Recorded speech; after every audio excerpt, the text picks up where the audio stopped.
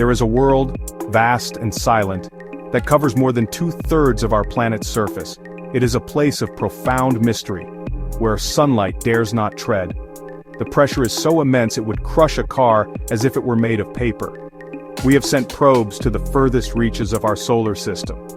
We have walked upon the surface of the moon. Yet astonishingly, we know more about the craters of Mars than we do about the bottom of our own oceans.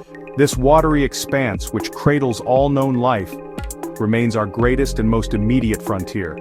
Imagine standing at the edge of the sea, looking out at the horizon. That seemingly endless blue is merely a thin veneer. Beneath it lies a volume so immense it almost defies comprehension. Scientists estimate that a staggering 95% of our global ocean remains completely unexplored. This means that for every part we have studied, there are 19 others that are a complete blank. Even in the slivers of the deep ocean we have managed to visit, we have found life that defies belief. These are not the familiar fish of the sunlit shallows. Down here in the crushing dark, creatures have evolved into forms that seem to have sprung from science fiction. The anglerfish, for instance, dangles a luminous lure from its head, a single point of light in the unending blackness to attract its prey.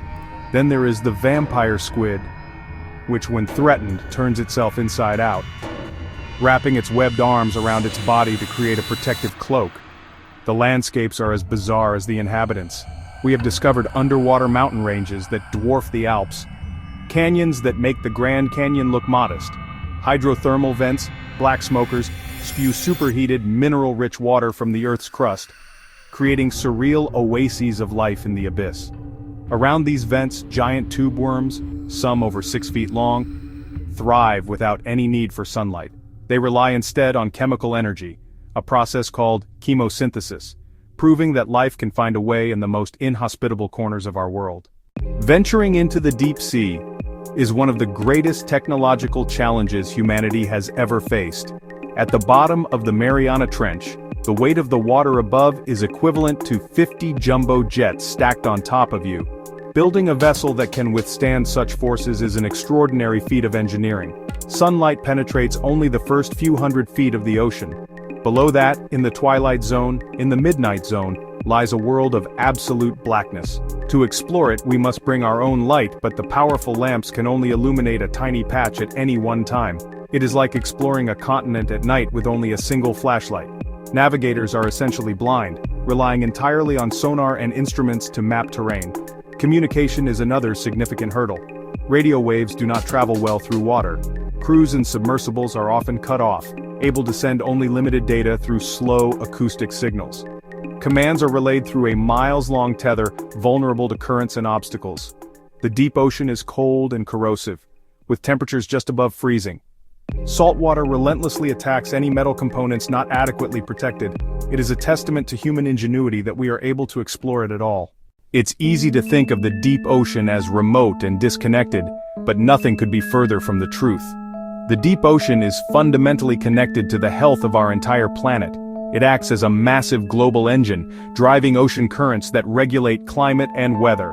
These currents, the global conveyor belt, transport heat from equator to poles. This helps create the stable climate that has allowed human civilization to flourish. The deep sea is also the planet's largest carbon sink. The ocean absorbs about 1/4 of the carbon dioxide we release. Tiny organisms in surface waters incorporate this carbon, and when they die, they sink into the deep, the biological carbon pump. This marine snow carries vast amounts of carbon to the seafloor, where it can be locked away for thousands or millions of years. Without this service, greenhouse gases would be way higher and climate change more severe. The deep ocean is a reservoir of incredible biodiversity, much still undiscovered. This genetic library may hold keys to breakthroughs in medicine and biotechnology.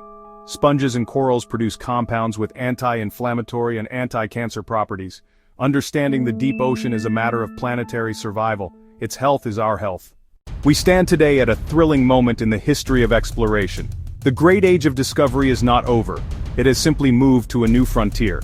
This frontier lies not across the horizon or among the stars, but right here, beneath the waves of our own world. Every journey into the abyss brings back new knowledge, new questions, and a deeper appreciation for the wonder of life on Earth. We can watch live streams from ROVs exploring the seafloor, marvel at stunning footage of newly discovered creatures. We can all become advocates for the ocean, sharing its stories with those around us.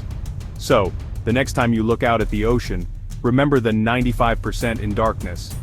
Share your wonder with a friend, a child, or a colleague.